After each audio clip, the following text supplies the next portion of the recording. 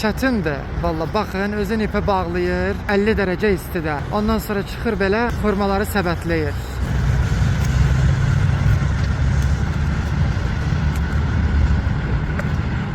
Buna baxın, həmişə mən deyirəm, palma ağacı xurma ağacıdır. Görün, bərəkətinə baxın da.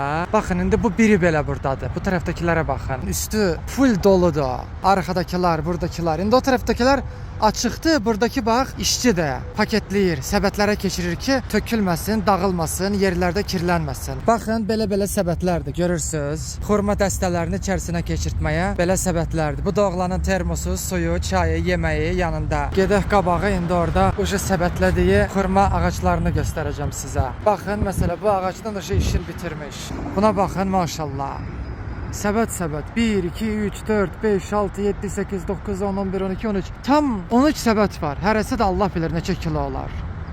Maşallah. Lazımsız budaqlarını da belə kəsir. Yetişəndən sonra da səbətlərdən çıxardırsan belə. Ondan sonra götür istifadə elə. Ye, vur bədənə.